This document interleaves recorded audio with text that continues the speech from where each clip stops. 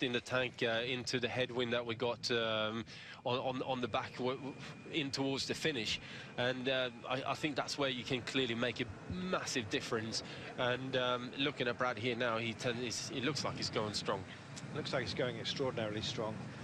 When a rider is in this kind of zone, it actually doesn't look like they're carrying too much speed, but believe me, he's going quickly. What sort of pace are we on today? Well, this at the moment, I reckon it's round about 50-52 kilometers an hour.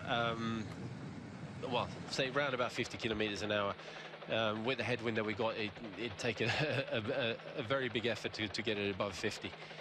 There is Luke Durbridge, just given his gap for the time being. I totally found it a bit slightly confused by that. I think it must have been his overall. And meanwhile, back to Bradley Wiggins. There we are, indeed, in the classification as a deficit, but of course lots to be amended later on. Comes out into the exposed section where the sea breeze and the waves really are showing themselves, and when you get waves on the North Sea, you know it's partially down to the wind as well as, of course, the tide.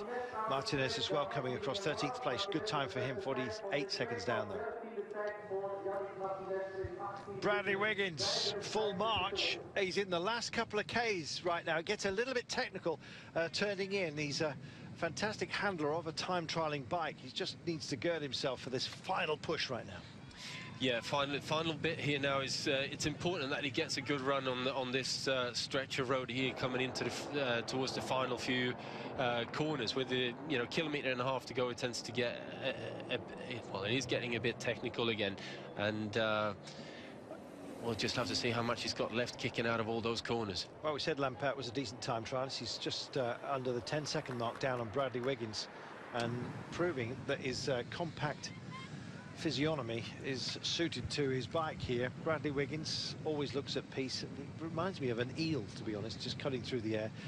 Just snakes very, very slightly, courtesy of the power that he's laying down. Stefan Kung off right now, or King, in fact, is the pronunciation, apparently.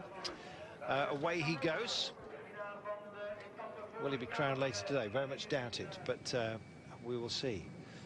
So the shadow's getting a little bit longer. Alexei Lutsenko on course as well, not having a bad run either. Well built for this form. We had a question earlier on from Marky V about the clothing that they wear, and you can see the different forms of structure to the outfits, to the skin suits that they're wearing. And in fact, wind resistance and the rest of it we'll talk about in a few moments' time. Let's just talk Bradley in. And squirrel suits as well, which are now banned, unfortunately. They did look rather dramatic.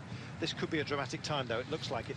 Certainly looks like it, and Bradley's very committed through the corners here, taking all the risks that is required to put down a fast time and big acceleration out of every corner as well. So he's clearly got something left in the tank here for the final run in towards the finish. Lent the bike into that corner, shifted his body weight to keep the bike upright, and almost motorcycle styly. Took that barriered section that you saw. Great big bollard that's been protected by a little bit of padding, and here are the guys ahead of him, and it's a thankless task to be up here. Julian Vermont, very good time. He'll be top 5, I should imagine, by the time he gets to the line. There's a number of riders who are crammed into that position at the moment. Third quickest, 16:13 down. Kiersport's time stands, but I think it's going to be destroyed by this man, provided he can stay on. He's so motivated. Out the saddle he comes, mouth agape. Bradley Wiggins wants this, and just check this out. My goodness, he's torn up the script. This is amazing. He's still solidly in the 17s. I think he's going to be the only rider who actually finishes at that marker. Here comes the timing gate, and Bradley has absolutely flown. 18 seconds. Take that, he says. What an amazing time from Bradley Wiggins. 17:49.57. Wow. Yeah, that is a big effort that he's putting in on the way back in the headwind, and clearly that's where he made up all the time, really. What this